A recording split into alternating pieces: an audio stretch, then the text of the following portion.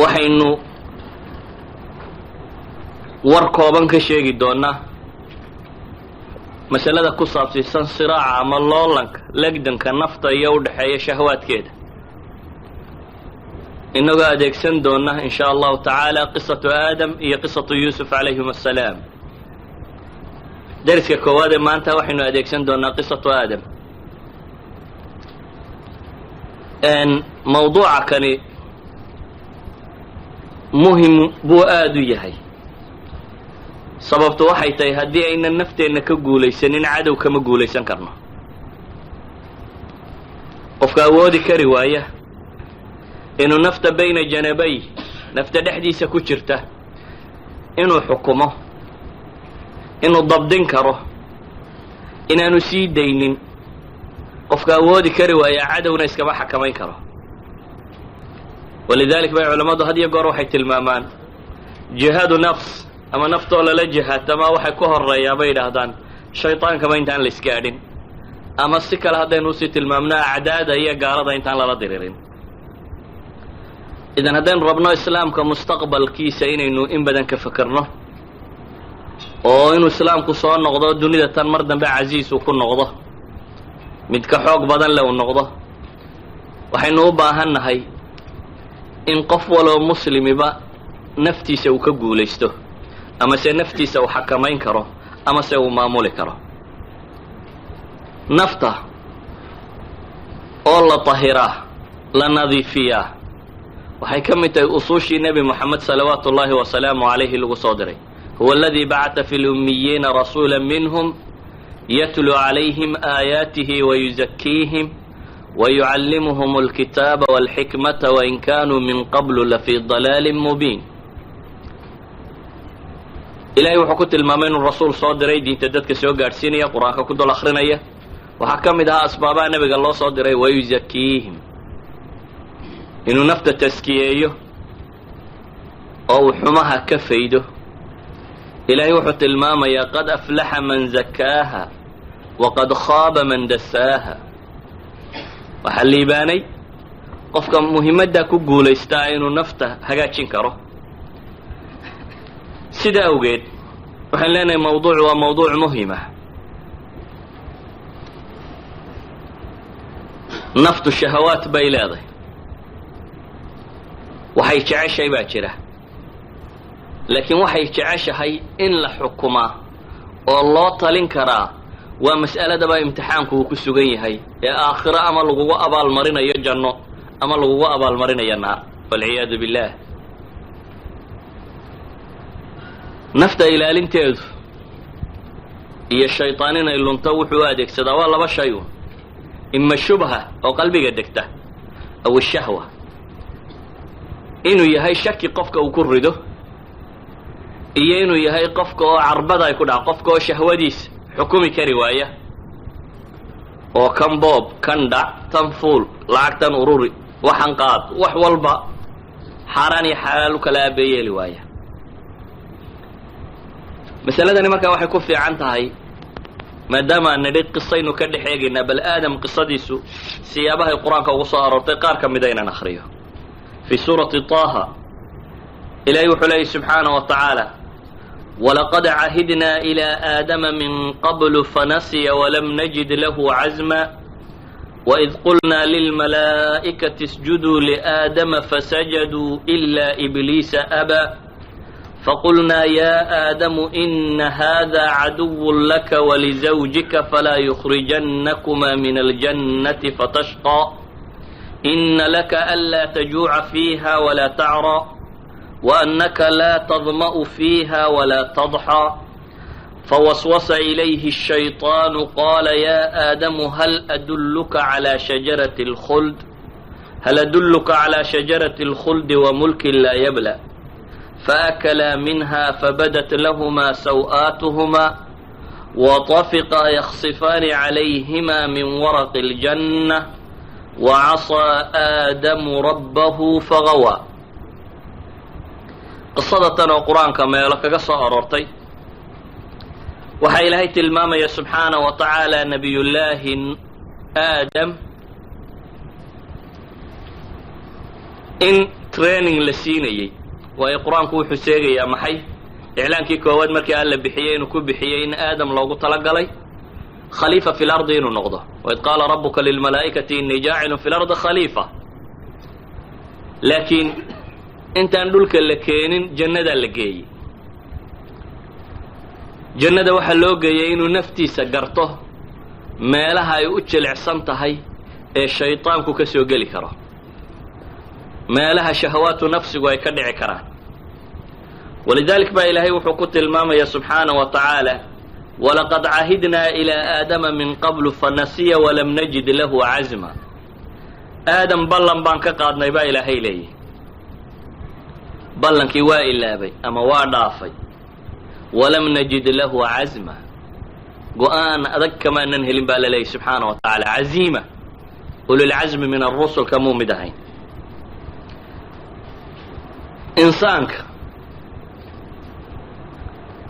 marka wax la rabo inuu barto haddii aada ugu sharaxdo theory yani nadariya sharaxun haddaad ugu sharaxdo asaanu waxa tajribaynin inta badan si fiican uma garto matalan haddii mid idinka mida lasoo qabto oo la yidhaha waxa la rabaa inaad laaciba kura noqoto kubadda saasaa loo cayaaraa saasaa la yidhahdaa saasaa loo laadaa cagta halkaasaa lagaga dhuftaa markay halkaa marayso saasaa la yidhaha madaxa saasaa loogu dhuftaa intaa khabiir ma ku noqonaysa laaciba kura ma noqonaysa diinta deris laguu fadhiisiiyo laguu sharxo kubadda sida loo cayaaro waa maya yani caqliyan waad fahamtay sidan loo laadiyo saan loo ordayo saan wax loo jarayo saan loo dhigayo taagtigeeda iyo cumuuman waad fahamtay laakiin nadariya khaliya laguma noqdo maxay laaciba kura laabudda min tadriib waa inaad heshaa tadriib aad qaadato oo aad tijaabiso markaasaad noqon karaysaa maxay laaciba kura weliba tadriibkaasi waxaa dhici doonaa inaad maalinba soo fiicnaato maalinta hore aad gafi doonto soo roonaan doonto lagu tababaro kolba gafkaaga lagu sheego waxaynu odhan karnaa aadam salawaatu ullaahi wasalaamu calayh ilaahay tadriib buu soo siiyey la berayey naftiisa la berayey cadowgiisa la berayey meelaha uu daciifka u yahay ee hadhow shayطaan iyo nafi ay ka hagi karaan ee uu ka lumi karo sidaa awgeed baa ilaahay janno geeyey subxaanaه wa tacaala jannada markii la geeyey iyadoo la karaameeyey kadib ayuu janno tegey ilaahay wuxuu u sheegay ibliis kaasoo ma aragtid baa ilahay yidhi cadow buu kuu yahay ina hada caduwun laka walizawjika falaa yukhrijannakuma min aljannati fatashqa ibliis adiga iyo haweentaadaba cadow buu idin yahay baa ilahay yidhi jannada ayuu idinka saare oo fatashqaa aanad adigu markaa dhibaatoonin waayo jannada waxaad ku leedahay baa la yidhi inaanad gaajoon inaanad qaawismin inaanad harraadin iyo inaanad kulayloontoona intaba jannada waad ka helaysa ama haddaad iyada ka baxdo intuba way iman doonaan gaajo iyo harraad iyo kulayl iyo wax oo dhan waa la arki doonaa weliba dee adaa mas-uuliyadda qaadayaa la tilmaamayaa aadam haddaad tahay oo fatashqa yani lama odhan fatashqaa baa la yidhi adaa markaa dhibtu ku raaci doonta ilaahay wuxuu inoo tilmaamayaa subxaanahu wa tacaala aadan in la yidhi wayaa aadam uskun anta wazawjuka aljanna fakulaa min xaytu shi'tuma walaa taqrabaa hadihi shajara fatakuna min alظaalimiin fi suurati اlacraaf ilaahay wuxuu tilmaamayaa subxaanaه wa tacaala in aadam la yidhi jannadaa cun waxaad doonto ka cun wax kaa mamnuuca jannadaasi inteeda kale ma jirto halkaa geed mooyaane wax aad u baahantoo kalena ma jiro laakiin naftu hal geed oo aanu garanaynba wuxuu yahay ayuunbaa hunguri ka gala janno dhan oo wax kastaaba ku yaalayn baa la yidhi waa fasaxe iyada saa doonta u gal laakiin faqad geedka kan isaga ha cunin geedkii ayuunbaaba la qurux badnaaday la macaanaaday waa hal geed halkii geedunbuu noqday waxa lagu itixaamay hal geedoo kaliya ha cunin waxa kaloo dhanna waa kuu fasax ee meeshaad doonta ka gal إلهي وحليه فوسوس لهما الشيطان أما فوسوس إليه الشيطان في سورة الأعراف يطاه سيوسوك الأرورت وسوسده وهذا الكخفية وصوت خفية شيطان باور الشيء بالله يوكو أرنك كانوا تلمامي شيطان أرنك كان مركو آدم تلمامي فطرة بني آدم كي عادي قاهي حماها ما أقبشه فطرة عادي قاهي ويا إلهي باو حليه محي ولقد خلقنا الإنسان في أحسن تقويم إنسان كوحانو أبو ريبال الله سبحانه وتعالى في أحسن تقويم سفي عن فطرة دي سعادة إنسان حماها ما يشو ولكن سوء إنسان حماها وأقبله وإن شيء لقد وحما النمدي أولا قرحية وإن دب لو قرحية وأن لوغو موجين قفك عقل جيسا إنو وحن يحي سوى أقبل كرا إبليس فرسما اسمه خبير كوها إنو وحو يحي وحانا هينو كشيغو وانا الشيطان كوغو إن الدنيا دايما دوني بشر كينا توغو حريف سيحي بل علماء دو إلادان مقعي ساباها دجال وفتنة دوغو إن لقدقو من الدجل وهي علماء دو إلادان الدجل أي التمويه والكذب ووحي وحان وحين لو أكيسيو دادك اللموتسيو إنو عينك كان يحي ولذلك بحديثك صحيح مسلم ككوية اللي حذيفة بن اليمان الشيغي وحنبي كنت المامي إن الدجال هو صابح دونه وإن معه ماء والنار بيا يدب وطابا إلى هيري فأما الذي يراه الناس ماء فالنار تحرق كيدتكم موديان بيه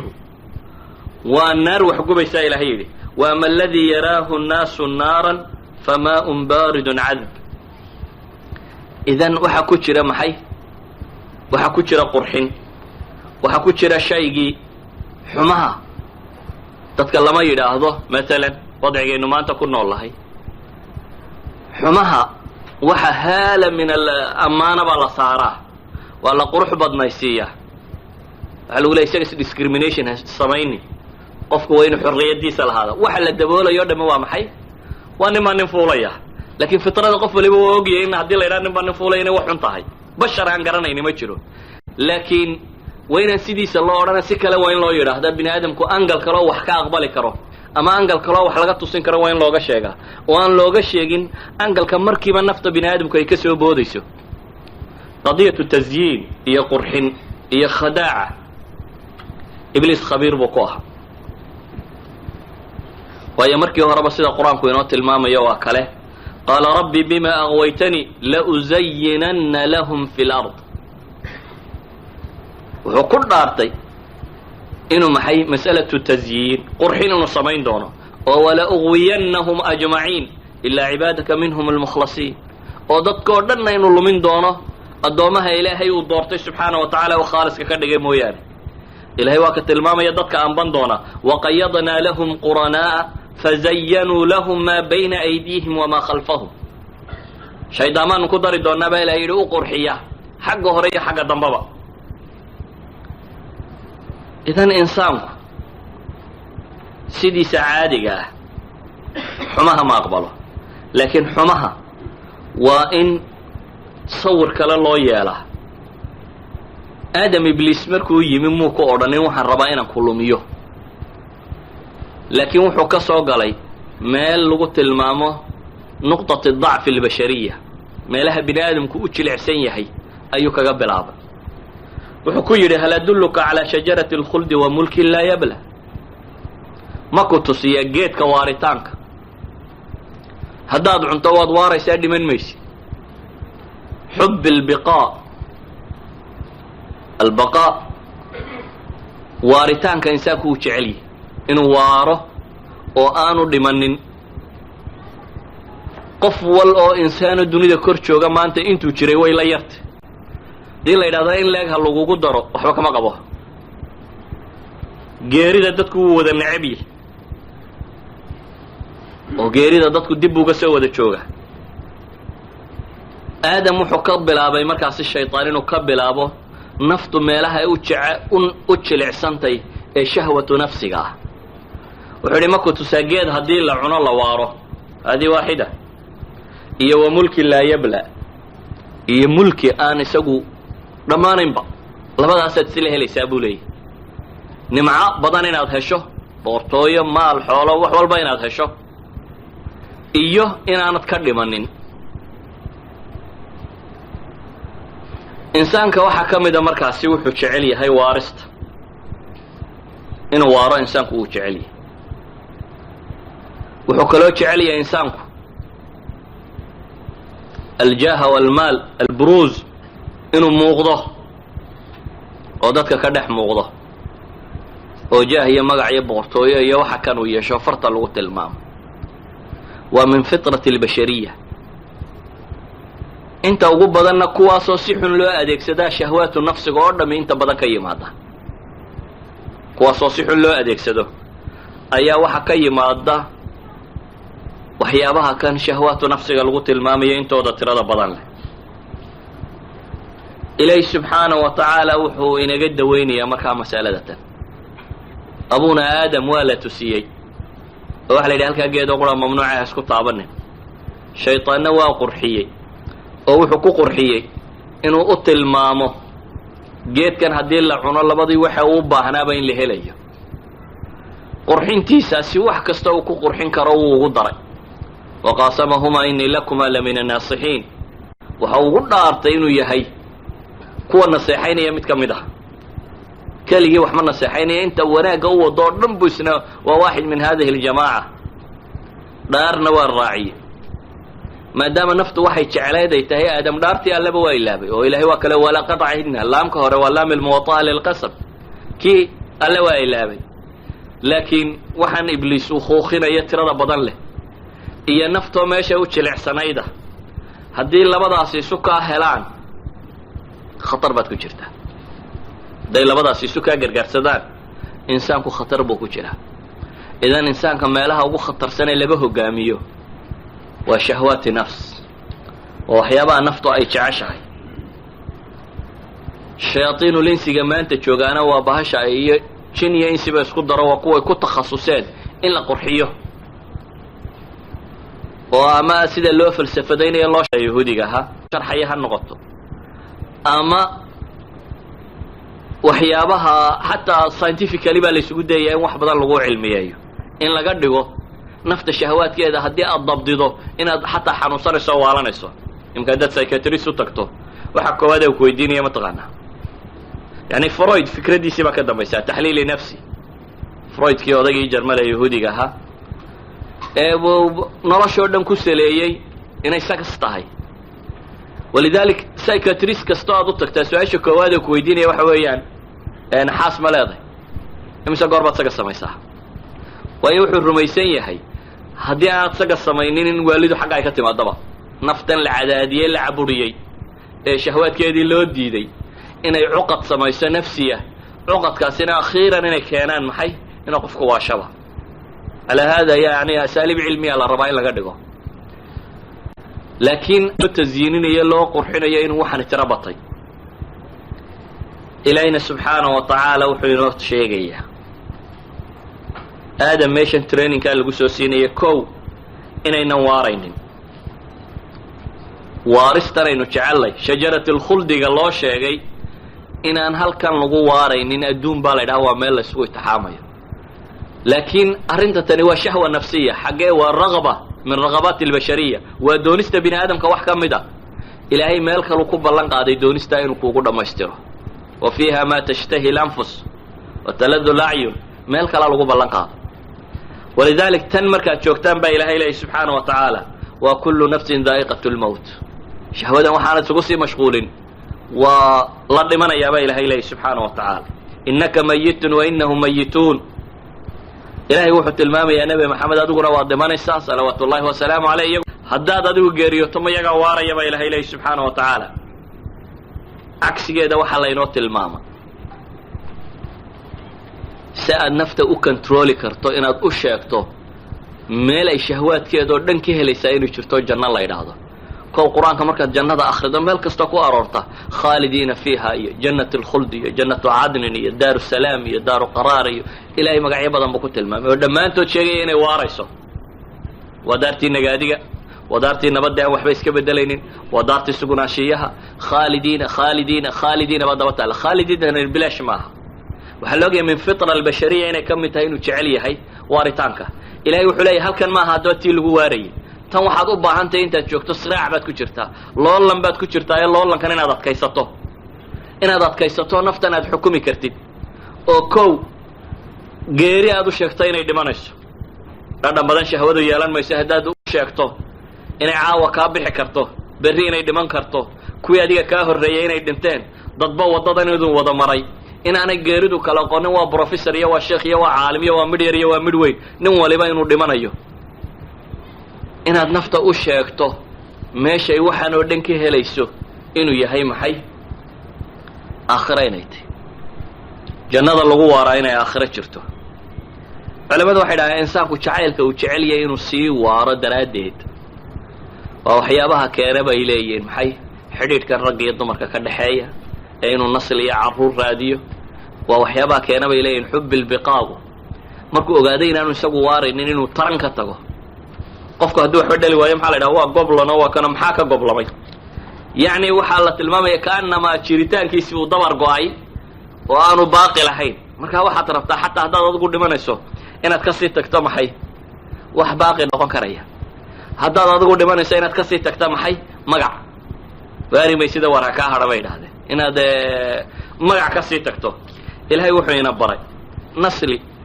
iyo waxaan oo dhami waa ziinatu alxayaati dunya inaynu kuwa khayr la raadino waxa kaloo layna baray magacaynu ka teginaana mid khayr qaba inuu noqdo wajcal lii lisaana sidqin fi laakhiriin ilaa uu magac fiican yani magacaad ka tegaysa inaanu magac shar noqon iyo macsiye inuu noqdo maxay mid khayru ku jiro iyo wanaagga inaad astaan u noqoto inuu noqdo magaca aad ka tegaysa xubbi lburuuz insaanku inuu muuqdo uu jecel yahay laakiin waxaa layna baray wajcalnaa lilmuttaqiina imaama imaam oo ahlu taqwa inaad noqon karto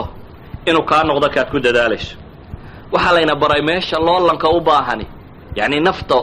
jacaylka loo qabo waa waxa keena xaasidnimada iyo anaaninimada iyo kelinimada iyo waxaan oo dhan waxa keena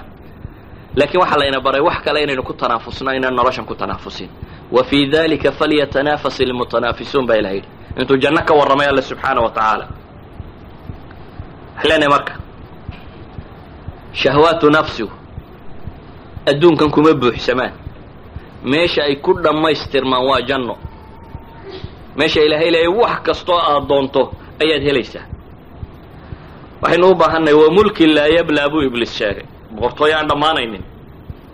إلهي وحر ربا سبحانه وتعالى إنه ينطي البامتنا دون كويني دمانش واضرب لهم مثل الحياة الدنيا كماء أنزلناه من السماء فاختلط به نبات الأرض فأصبح هشيما تذروه الرياح وكان الله على كل شيء مقتدرا المال والبنون زينة الحياة الدنيا والباقيات الصالحات خير عند ربك ثوابا وخير أملا إلهي وحر ينوشي سبحانه وتعالى war noloshan adduunyo oo dhami waa sidii biyaha cirka roobka ka yimaada ee dabeetana dhulka ku qasma ee dabeetana geedaha soo saara ee geedu haddana markiiba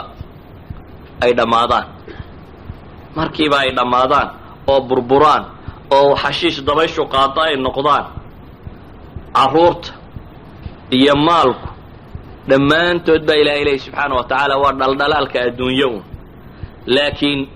الباقيات الصالحات خير عند ربك ثوابا وخير أملا الباقيات الصالحات سبحان الله يا الحمد لله يا وناقيده هرية كواس با إلهي اكتسى لقوتش عليه بالي وحي إلهي نوشيغي اعلموا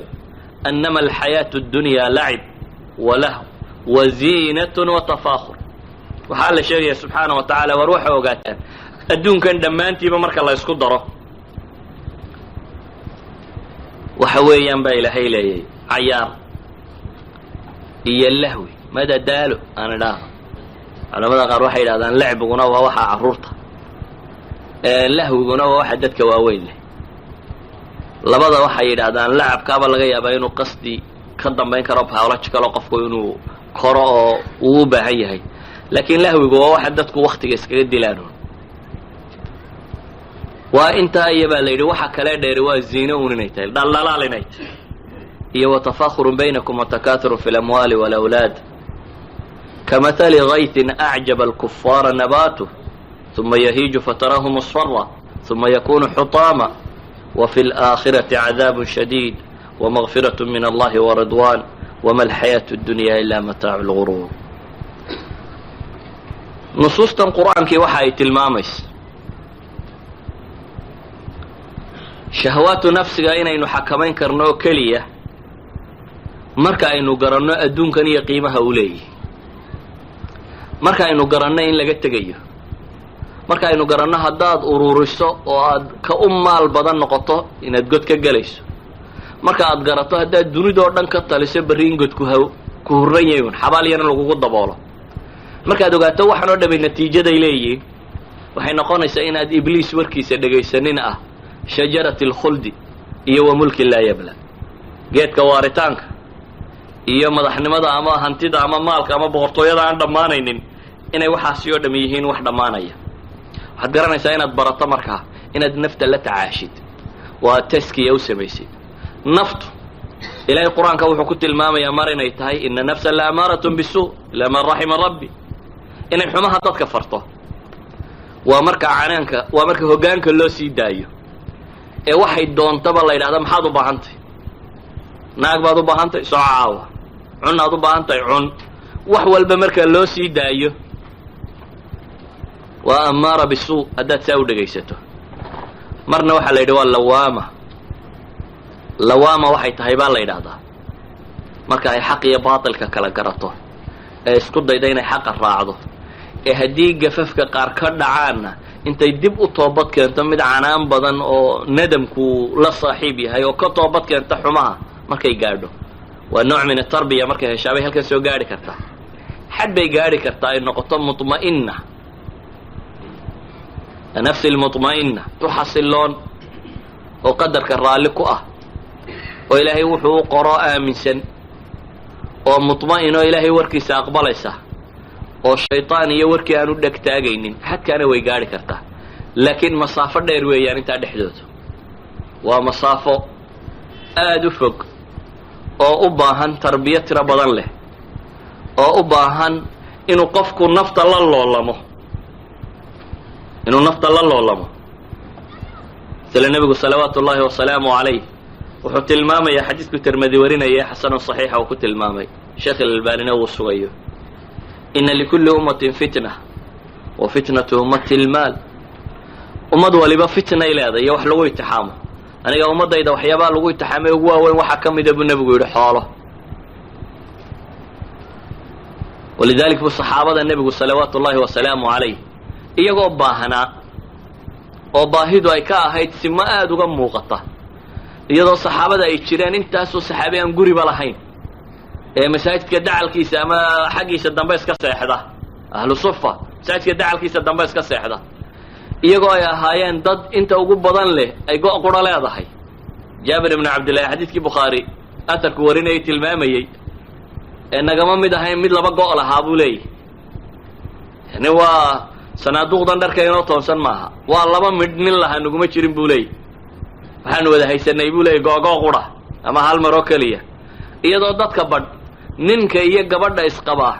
aanay wada haysanin mara ay salaada ku wada tukadaan ay tahay in midkoodba mar tukado si uu ka kale marada ugu u siiyo inuu cawradoo dhan ku asturo si uu u helo iyagoo nolosha noocaasiya soo maray oo guriga nebiga salawaatu ullaahi wasalaamu calayhi aan laba bilood dab laga shidin dabba la shidan ayuu haddana wuxuu nebigu lahaa inna mima akhaafu calaykum min bacdi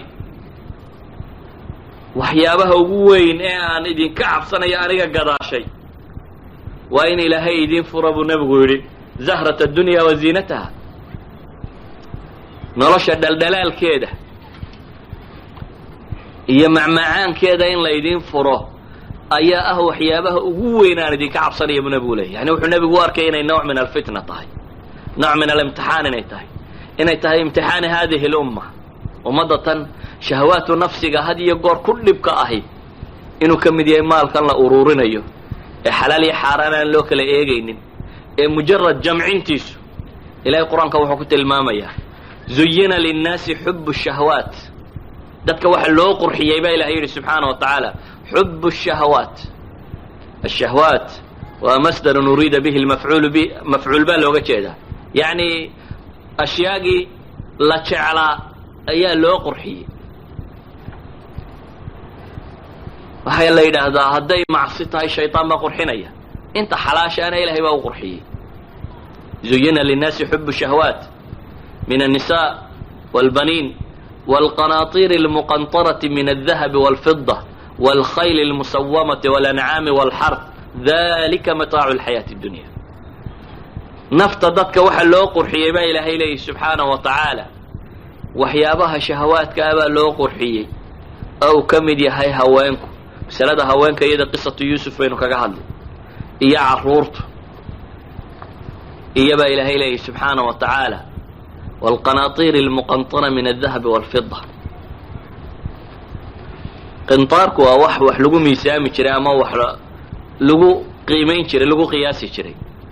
laakiin waxaa la tilmaamayaa halka kan oo looga jeeda alamwaali اlmukadasa xoolaha laysdul tuulee la ururinayo ee min الdahabi wاlfida lama odhanin dahabka iyo fidadaa laydiin qurxiyey lama odhanin laakiin waxaa la yidhi buurbuurnidooda iyo inaan in kugu filan oo aanad ka qaadan aad waddo una tuusho xagga dambe aad ku gurto un taas baa laydiin qurxiyey insaanka lama qurxoona intuu cuni lahaa cabbi lahaa ku hoyan lahaa hadduu helo isma odhanayo iska fadhiiso waad haysataa waxaagii wuxuu jecelyahin inuu ururiyo oo ay badato la ydhaha waa bilyaneer oo bilyaneerka bilyaneer kale u kasii noqdo oo haddii dhulka oo dhan aad hesho aad isweydiisato low dayaxayaa leh aanu kugu filaanin walidalik bu nabigu wuxuu lahaa afka bini aadamka ma buuxiyo maxay ciidda mooyaane insaanku hadduu laba waadi oo dahaba leeyahay baa la yidhi labtaqaa haalitha mid saddexaad buu daydayi lahaa waa nahin waa hunguri badne waa hunguri doonaya maalka uma rabo inuu ku intifaacsado maalku wuxuu ahaa intaad ku intifaacsanayso sax inaad raadiso ummadaada adiga dadka kugu xidhan waxaad ku intifaacsanaysa inaad raadiso laakiin shahwatu nafsigu iyadu waxay sheegaysaa inaad biiriso una ururiso walidalik baa ilahay wuxuu leeyay wاlqanaطiir اlmuqanطaraةi min الdahabi wاlfida dahab iyo fida qura maaha waxaa naftu jeceshahaye waa alqanaطiir اlmuqanطara maalkaa mukadaska ee la ururiyee la tuulay ee la tiro badiyey inuu noqdo wاlqanaطiir اlmuqanطaraةi min الdahabi wاlfida wاlkhayl اlmusawama wاlancaami wاlxarf iyo baa la yidhi alkhayl اlmusawama ay almucallama aw الsaa'ima fardahan la foofiyo ee mujarad foofkoodiiyo intaa lagu raaxaysto aw almucallama la tareengareeye wax la baray aw yani kelimada ilaa 3 macnay mufasiriintu ku sheegaan ayan kaanat waxaa la tilmaamayaa inuu yahay dadkan la jeclaysiiyey xataa xaajadii rasmiga ahayd haddii aanu u wadanin faraska qurux iyo ziina ina u haysto iyo in la daawado iyo in la beratansiiyo iyo in lasii eriyo iyo in lasoo eriyo inay ka mid tahay waxyaabaha naftu jeceshay maanta bal yurub eega waxa faras jooga iyo waxa cid ka shaqaysa iyo waxa gaadhi lagu sida iyo waxa dad u maydha iyo waxa ka shaqeeya waxaasoo farasa inta ugu badani waa uun dagaal la cidi kuma gasho cidina ma rarato cidina ma fuusho waa ziino iyo haddii laga tegi waayo qamaarkii lagu khamaarayay oo isna shay kaloo muxarama loo sii adeegsanaya ilaahay wuxuu tilmaamayaa waa laydin jeclaysiiye waxaasoo dhan iyo walxart iyo walancaam iyo waxaasoo dhan beeraha xoolaha waxaasoo dhan baa la yidhi laakiin ilaahay wuxuu ku gebagabeeyey waxaasoo dhan marka la isku daro waa mataaci alxayaati dunya waa nolosha adduunyo in yaroo lagu bidhbidhsado laakiin ilaahay agtiisa waxa ah ayaa ka khayr badan intan oo dhami waa wax yar marka loo eego alle subxaanaه wa tacaala agtiisa waxa ah idan nafta bini aadamkii wax badan bay jeceshahay wax badan baa loo qurxiyey waxa laaliya waxa shahawaadkii waa ashyaa muzayan oo la qurxiyey waxa quruxda u dheeriya intaasi inuu shayطaanna dabada ka wado oo isaguna lug iyo farasba inuu fuushan yahay oo aanu xarakada iyo dhaqdhaqaaqa daynaynin oo uu rabo inuu xagganka kugu riixo haddii aad nafta u dhega nuglaato shaytaanna uu maceed noqdo markaasi uu sii wado shayaatiinul insigii kalena iyana ay dhanka kale kaaga jiraan khatar wey baad ku sugantahay markaa waxaynu u baahannahay markaa wuxuu yahay inaynu nafta ilaalin karno oo nolosha waxay uga baahantuun inay ka qaadato inaynu ku tarbiyayno cunnada maxaa wax loo cunaa waxaa wax loo cunaa inaad jidhkaaga ilaashato socankaa maaha caafimaadkaaga inaad ilaashato xoogaysato basharku maanta wuxuu marayaa inuu cuno ilaa uu iyada ku xanuunsado yani qasdigii intay dhaafto oo ay ku badato mid macaan iyo mid qadhaadh iyo mid walba intuu liqo oo uu wado hadhow inuu baado haddana wuxuu isku yareeyo oo haddana dib usii wado asalku wuxuu ahaa waxa inagaga filaa shahwadaasi oo dhan inaynu ka fekerno war cunnada maxaad uga baahan tahay cunnada maxaad uga baahan tahay waxaad uga baahan tahay inaad ku caafimaad qabto jidhkaaga ku dhisnaado oo aad ku cibaadaysato idan in lagu koobo waxaad cunayso inta tan inaad isweydiiso haween maxaad uga baahan tahay inaad intan ku koobnaato inaad isweydiiso nolosha oo dhan naftu waxay doonto inaanay kugu wadin shaqo maxaad uga baahan tahay inta aad ku noolaanaysa nafta iyo carruurta iyo reerka iyo inta ku wadaysa inaad ka hesho waxaas inaanay markaa ku dhaafinin asalkaaga iyo wixii lagu abuuray iyo ilaahay subxaana wa tacaala cibaadadiisa iyo nafta tani meesha ku raaxaysan lahayd inaad rumaysato inaanay halxaasa sheegaan kan ahayn naf bini aadam oo halkan raaxo ku qabtaa ma jirto dadka kuwa ugu hanti badan baa ugu maxay ayaa ugu dhib badan ninka maanta ugu bilyaneersan ay tviyadu waxay soo daayeen iyadoo ilmadu halka ay ka daayso sawir saaxib microsoft dakhligiisa laguma xisaabiyo saacadiya waxa waa minute mise second income waxaase sheegaan waxay ugu wardambaysay dhowr iyo sagaashanadii isagoo $500 maraya beer minute mise beer second incomekiisu daqiiqad kasta lacagta soo gashay maxkamad baa waxoogaa yar ku xukunta waxaa la yidhi shirkaddaa la kala yaro jebinayaa tv-gu soo fadhiistay isagoo oohin afka kala hayo labadaa ay ka da'ayso hadda isaga iyo 20 qarniyo dambe wuxuu dhali doono bale beeshuu la noolyayba waxay dhasho waxa laga yaaba waxay cuni lahaayeen inuu haysto more than 90 billion buu markaa haystay haddana in yaroo la kala jabiyo oohin ay halka kala dareeraysaa naftani ma dheregto marka bilyaneerka ugu dambeeya noqoto waa daalium waxaad ka sii qaadaa waa daal inta ugu hantida badan leh ayaa ugu hurda yar oo ugu warwar badan oo maalin walba wadnaha qaybigooda marka la yidhaha marka baad degay ama waxba halkan ka yara khasaarayba brasharkaa ku kaco dhakhaatiirtaa la geeya adigu waxaa laga yaabaa inaad leedahay maalkaa qaaruun oo kale maan yeesha sidii kuwii qur-aanku sheegayay ee lahaa ninka kan waa loo nimceeye waa kan maalkaasi dad buu dhib ku hayaa maalintu in yar khasaaro maalinta in yar boorsadu isbedesho tv-ga adigu warka intaad ka dhegaysato boorsaduna halkaa dhex carartee la yidhaahdo waxbaa hoos u dhacay waxbaa kor u kacay wax badan adigu ma dareentid laakiin dad baa marka la yidhaahdo dhowr point bay hoos u dhimatayba wadnaa badhgo-ah yani naftii shahwaatu nafsigii baa la raaco la iska tiro badiyey waxay ahayd inaad garato war nolosha maxaa lagu falaya maxaad uga baahan tahay nolosha tan waxaad uga baahan tahay markaad xadido nafta inaad u talisid markaa idan ma lihin shahwaatu nafsiga kabti ha lagu sameeya ama hal la gooyo ma lihin waayo islaamku raahibnimo ma qabo iyo nolosha in laga guuro laakiin wuxuu qabaa in la tandiimiyo oo zuhd iyo waracnimo iyo diin lala yimaado oo la garto nolosha tan iyo inay gebagaboobayso oo la garto naftu inaanay kuu talinina inaad adigu u taliso oo aad garato baahidaadu waxay tahay noloshana waxa baahidaadu to inaad ka qaadato inaad saacadahaaga iyo noloshaadoo dhan u bixinin guriga kuraasidiisa inaad bedesho marka mushaharku kuu kordhaba gaadhigu baad bedelaysa marka lacag badan soo xarayso haddana guriga daahiyada ku xidhan iyo kuraasdun baa la bedelaya ma waxaad u nooshay inaad kursiya daah ka shaqayso adigu isma lihid laakiin xaqiiqadu waa taa waayo awariskan tirada badan la aad shaqaysay intani waxay soo kordhiyeenuun in reerka kuraastii hore laga daadiyo daahiyada hore in laga guro iyo wax lamida un bay soo kordhiyeen noloshaadu waxay ahayd inay ka qiimo badnaato daah bedelkii iyo kursi raridii iyo kolba sariir ku bedel inay ka qiimo badnaato walidalik ayaa dadkii naftooda xakameeyey nabiga salawaatu ullaahi wasalaamu calayhi iska seexday oo soo toosay oo ay ku taallo xasiirkii salligii yaraa uu ku sooxday xariijimihiisii ayay waxay yidhaahdeen ilaahay rasuulkiisi aan furaash yar kuu soo samayno oo aad ku seexato oo anigii adduun maxaana kala galay buu ku yidhi nebigu salawaatu ullahi wasalaamu caleyh miyaan anigu ahayba sidii nin geed hadhsaday oo dabeetana dee ka tegayo nin raakibo oo raaxiladiisii intuu geeduun hoos arsaday ka dhaqaaqay mooyaane miyaan anigu wax kala ahay buu nebigu ku tilmaamayay. idan waxay leenahay naftu waxay u baahan tahay in la xakameeyo, waxay u baahan tahay in caqliga la isticmaalo, waxay u baahan tahay wax kastoo aad qabanayso inaad su-aal iska weydiisaa maxaan uga baahnay, inaanay naftu ku wadin amase bulshada hareerahaaga taagani inaanay kuu noqonin midaad ku dayato un oo markaa bulshada hareertaada joogta ama inaan tv-gu ku hagin iyo iclaanaadka ka soo baxa oo markaa tv-ga wax cusub ku aragtaba ama iclaan cusub soo baxaba aanay naftu ku odhan adigana kaa waan u baahnay. waxaan dariska kusoo koobaya qisatu aadam waxaanu soo qaadano 2 masalo ah inaynu garanno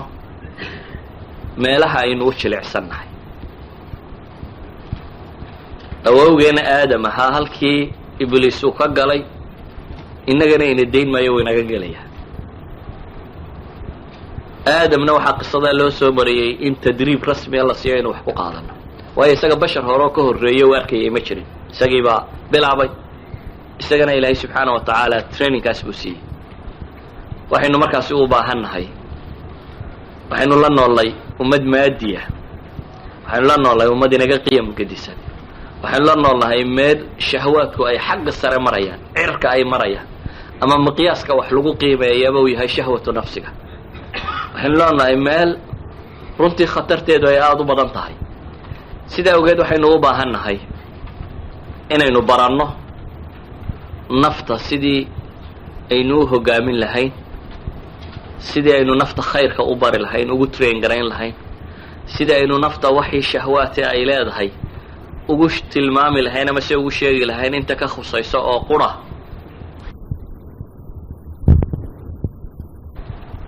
in ay ka isticmaasho. haddaad taa ku guulaysato yani wax badan oo diintaadii ka mid a ayaad ku guulaysatay. haddaad as'iladaas si fiican uga jawaabi kartid wax badan oo diintaada ka mid a ayaad ku guulaysatay. khayru lkalaami maa qalla wadal, hadal ku kooban waa waxa la rabana tilmaamaha ayaa ugu fiican buu nebigu yihi salawaatu ullahi wasalaamu calayh. waxaan kusoo koobayaa warkaygu wuxuu yahay masalada tan ku saabsanan maanta oo u jeeday inaynu garanno naftu meelaha ay u jajaban tahay ee laga wadi karaa inay kuwaas yihiin qur-aanku uu sheegay iyo wixii la halmaala,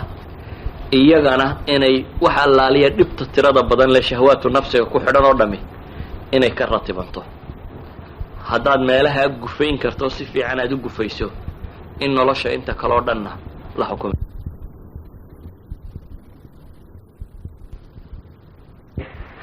baahidaasi ay ragga iyo dumarku isu baahan yihiin waa baahi ka mida baahiyaha basharka, laakiin waa baahiyaha le dawaafic tiro badan oo qofka hore u riixda, se u baahan in badan dawaabid ama waxyaabo ilaaliyo oo controola oo qofku uu ku badbaadi karo. nebigu salawaatu ullahi wasalaamu calayhi axaadiista ka sugan waa ka ku tilmaamayey waxyaabaha ugu daran waliba ummadiisa yani fitanka ugu daran maa taraktu fitnatan ashad calaa ummati min fitnati nisa waina fitnatu bani israa'iila kanat fi nisa ayuu nebigu tilmaamayey salawaatu ullahi wasalaamu calayh. inuu haweenku yahay fitanka ugu daran ee qofka soo waajaha. weliba qisada tan haddaynu in yar u fiirsanno oo runtii inagaga filan mas'alada tan iyo suuradeeda dhammaanteed, qisatu yuusuf oo ilaahay subxaana wa tacaala rasuulkiisii iyo nebigiisii ah. yuusuf suuradda qur-aanka ilaahay kaga warramaya mixan tiro badan baa loo soo bandhigay. ilaahay wuu itixaamay, imtixaanaadkaasi uu ku guulaystay. waa la itixaamo, waxaa lagu itixaamay kalgacalkii aabihii oo ay ka qaadeen walaaladii xaasidnimo oo ay dabeeto god ku rideen, god cidlo ku yaalla baadiye madow oo aan cidina kuugu imanaynin. waa la itixaamo, waxaa lagu itixaamay in inta god laga saaro ikraam ilmathwa uu gaadho haddana oo qoys boqortooyo uu la noolaan karo. waa la itixaamay haddana waxaa lagu itixaamay jamaalkiisi iyo quruxdii alla siiyey subxaana wa tacaala oo guriga boqoradaba habartii joogtay looga taag waayey. waa la itixaamay nabiyullaahi yuusuf oo waxyaabaha alla subxaanahu wa tacaala uu ku itixaamay waxaa ka mid ahaa in haddana uu xabsi galo. waa la itixaamo waxaa lagu itixaamay waxaa ka mid ahaa intuu xabsi ka soo baxo haddana inuu dadkaba quudkooda iyo xoolkooda iyo maalkooda iyo maamulkoodaba haddana gacanta loo geliya min alxabs ila almulk inuu haddana ku noqdo. waa la itixaamo waxaa lagu itixaamay mashaacirta bashariga ah, walaaladiisii godka ku guray iyagoo baahan haddana inay u yimaadaan oo iyagu wax dalbaya. kullu dalik waa imtixaanaad kala gedisan oo ilaahay subxaanahu wa tacaala nabiyullaahi yuusuf mariyey. imtixaanka si aynu inagu isku dayno bal waxoogaa inaynu is ag taagno waa imtixaankan ku saabsan haweenka. cumuuman ilaahay subxaanahu wa tacaala wuxuu qur-aan ku tilmaamaya waraawadathu alatii huwa fii baytiha can nafsih wagallaqat alabwaab waqaalat hayta lak qaala macaada allahi inahu rabbii axsana matwaay inahu laa yuflixu alظaalimuun. ilaahay wuxuu tilmaamaya subxaanahu wa tacaala nabiyullaahi yuusuf in la itixaamay oo haweenay lagu itixaamay. ugu horrayna ilaahay wuxuu leeyahy waraawadathu alatii huwa fii baytiha, waxaa hunguraysay, waxaa u yeedhay almuraawada, yacni waa si luqfi ku jiro oo qabow marka la ysugu yeedho. waxaa hungurayso u yeedhatay baa ilaahay leeyahy subxaanahu wa tacaala tuu gurigiisa joogay. awalan yeedha ay gabadhi iyadu ku dhawaaqdo in uu xaggeeda ka yimaado inay ninka u baahan tahay waxaad moodaa martabad dambe inay tahay, kaanamaa ilaahay subxaanahu wa tacaala aanu inooga warramin iqraa'aadkii hore ee tirada badnaa ee meesha yaallay. aakhiru lamri laynoo tilmaamay oo ah waraawadathu alatii huwa fii baytiha, inay iyadu dalabtay. waxaa kaloo laynoo tilmaamaya nabiyullaahi yuusuf inuu iyada gurigeeda joogay oo cidda dee sayidkaaga ee ku maamusha awaamirtiisa iyo dalabkiisu waad uga jilicsan tahay qofka dabadda aad ka joogtay caadiga ah. markaasaa la yidhi raawadathu alatii huwa fii baytiha baa ilaahay ku tilmaamay subxaanahu wa tacaala. waxaa kaloo la tilmaamaya yacni musiiraadka ama wasaa'iluljad dhammaanteed inay meesha yaalleen. waxaa la leeyahy wagallaqat alabwaab, waa xidhxidhay albaabada dhammaantood waa soo qafishay baa la leeyahy subxaana wa tacaala. waanu shay labaad oo qofka hunguri gelin karaa haddii cidla oo albaab weliba kuu xidhan yahay oo dalabku iyada ka yimi gabadha oo gabadhu ay sayidadee ama gurigii dee ciddii lahayd ay tahay oo isagu uu raqiiq yahay oo qofka raqiiqa ahi ama qofka la addoonsanaya waa ka jilicsan yahi oo waxan waa uga jilicsan yahay yacni qofka isagu xorriyaddiisa iska haysta. weliba wasaa'ilu tashjiic oo dhan bay isticmaasho muraawado qura qadiyadda kumay daynini. ilaahay wuxuu ku tilmaamaya subxaanahu wa tacaala waqaalat hayta lak, waxay tilmaamaysaaba soo dhowow, kaalay bay sii sheegaysaa. yacni waa waqaxaalkii ugu dambaysay islaamtu joogtaa marka kan. ilaahay subxaanahu wa tacaala wuxuu tilmaamayaa inay isku dayayso inay soo dhowayso. waxaa intan raaca inuu nabiyullaahi yuusuf dhalinyaro yahay, waayo aayaadka qur-aanka hore waxay tilmaamayaan markii uu riqiyo addoonnimada ku dhacay istibcaadka markuu dhacay inuu ghulaam ahaa. aayaadka dambe gabadhu markay dumarku ceebaynayaan gabadha tanna fata bay ku tilmaamayaan. alfata fi luga cabdiga waa lagu isticmaalaa. waxaa kaloo la yidhaha qofku fi luga ghulaam, dabeetana fatwa, shabaab, dabeetana rujuula buu gaadha. idan waa nin isna markaasi dhalinyaro ah oo dhallinyaronimo isu geystay buu u muuqdaa. iyana waa wakti kale oo qofka bini aadamkii la odhan karo waa waktiyada ay shahwatu nafsigu haweenka u haya ay aada ugu daran tahay. waxaa kaloo meesha ka muuqata gabadha tani dee u yeedhaysa waa ciliyat lqowmna, maaha gabadh suuqa iska joogto caadiya ee waaba dee imra'at alcaziiz, waa gabadhii boqorku uu qabay. idan waa ciliyat lqowm bay ka tirsantay. waxaa intaas raacsiisan oo kale inay haddana gacantana xataa ku dartay oo ilahi waa ku tilmaamaya wastabaqa albaab, yani inay gacanka hadal gaadhay oo arrinku aanu ahayn muraawado qura iyo wada hadal la leeyahay soo dhowow keliya ee inay xataa isku dayday gacanta inay isticmaasho. waxaa intaa dheer ninku waddan aan waddankiisii ahayn markuu joogo had iyo goor ceebta kama xishoodo. dadkaaga iyo qaraabadaada iyo tolkaaga iyo meelahaaga markaad joogto ceebta waxa laga yaabaa inaad aada uga yuusuf dhulu qariib ku yahay oo addoonnimo loo gatay oo aan cidina ka garanaynin ayuu joogaa. waxaa intaasi u wada dheer baynu odhan karnaa marka way gabadhan isticmaasho wax allaaliya wixii qof bini aadama lagu hunguri garin kari lahaa. ilaahay subxaanahu wa tacaala qur-aanka wuxuu ku tilmaamaya inuu nebi yuusuf isagoo halkaa jooga uu diiday. qaala macaada allah acuudu billah, ilaahay baan magan galay buu leeyahy nabiyullahi yuusuf. naftiisuu xejin karay iyadoo waktigani uu yahay wakti qofka isxejiyaa qof caadiya aanu ahayn. waayo nebigu salawaatu ullahi wasalaamu calayh axaadiistiisa waxaa ku sugan waktiyada ay xadku halkaa gaadho hadduu qofku isxejin karo inuu yahay dadka abaalmarinta weyn leh. qadiyadu ma aha qofku zinuu ka tego keliya, waxa weeyaan waa mawqif xaraja buu galay, mawqif mashaacirta iyo cawaatiftu ay ka xoog badato inta badan caqliga. sidaa awgeed buu nebigu salawaatu ullahi wasalaamu calayh xadiidkii saxiixa wuxuu ku tilmaamayay 7 carshu raxmaan hadhsanayay ama hooska helayay maalinta qiyaamaha ee aan dadku hadh ka haysanin. 7daasi waxaa ka mid ahay oo nebigu salawaatu ullahi wasalaamu calayh tilmaamayay warajulun dacathu imra'atun daatu xusnin wa jamaal, wa fi riwaaya daatu mansabin wa jamaal. nebigu salawaatu ullahi wasalaamu calayh wuxuu yidhi waxa 7daasi ka mid ah nimay u yeedhay gabadh qurux dhammaanteed iska leh iyo mansib ciliyatil qowmka ah oo markaa dabaqada sare ee la hungureeyana ka tirsanay. waayo qofku mawqifka halkaasiyo intuu gaadho inuu nafta xejiyaa waa meel adag, waa meeshaasi dhaxal siinaysa maalinta qiyaame ee dadku cadceedu wada hoos taagan yihiin, ee qof waliba uu dhididayo intii dembigiisu leekaa in ilaahay subxaanahu wa tacaala uu hooskaasi siinayo. waa mawqif adag inuu yahay. waxaa kuu tilmaamaya xadiisu 3 nin ee nebigu salawaatu ullahi wasalaamu calayhi uu sheegay inay god meel intay jirsadeen god galeen, dabeetana dhagax kusoo dulundulcooday, afka uu godka ka xidhay. 3 nin midba camalkii khayrka lahaa ee uu ilaahay dartii u sameeyey ayuu alle ku baryay subxaanahu wa tacaala. midi biri lwaalidayn buu ku baryey, midina shaqaalihiisa oo u samafalay buu alle ku baryey, midi labadiisa waalid iyo sidii ugu samafalay. xadiiska waa macruuf agtiin. ayuu ilaahay ku baryay subxaanahu wa tacaala in ilaahay godkan dhagaxa ka fujiyo. marka kan in baa fuqday. kii labaad wuxuu alle ku baryey subxaanahu wa tacaala. 3 nin mid ka midii wuxuu ilaahay ku baryey isaguna inuu nin shaqaala ah shaqadiisii markuu isirisi uu kaga tegay, dabeetana xoolihii uu sii hayay uu koriyey, mar dambe uu helay uu wafeeyey iyagoo soodiya.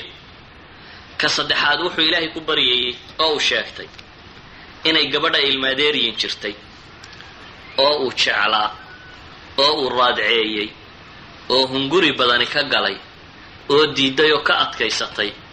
oo beri dambe isagoo weli kalgacalkii qalbigiisa sidii ugu jiro ay soo martay iyada oo baahiyaysan oo dabeete wax weydiisatay oo uu ku yidhi waxbaan ku siinayaa isukay dhiib, oo ay markii hore ka aqbashay oo uu dhiibay 120 diinaar. 120 diinaar waa imisa 4.25 haddaad ku dhufato waa 510 gram, yani waa nus kiilo dahaba. oo nus kiilo dahaba siiyey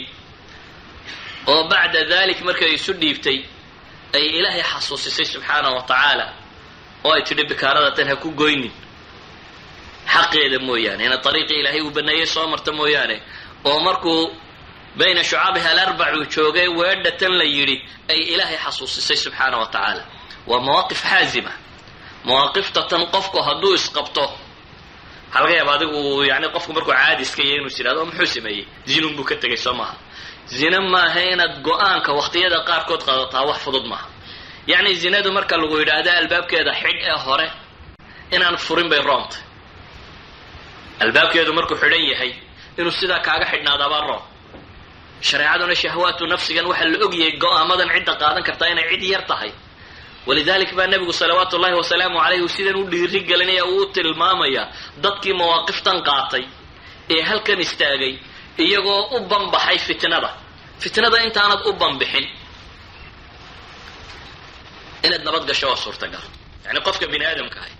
markaad keligaa tahay waad isla xoog badan tahay, waad isla sabir badan tahay, waxaad leedahay ma nin unbaa intuu jihaad gala matalan soo cararaya laakiin markay xabaddu dhan walba ka yeedhay agtaada ku dhacday kii kaa horreeyay dhintay kii kaa dambeeyay dhintay mid la eryaday ciidanku jabay nafta markaa sabirtee meesha ku adkaysataa ee tawalla yawma zaxfi samayn weyda waa ka ilaahay u tilmaamaya inay khayr badan leedahay idan mawaaqiftu insaanku markuu qaadanaya markay nadariyaadka tahay wax waliba way fudud yihiin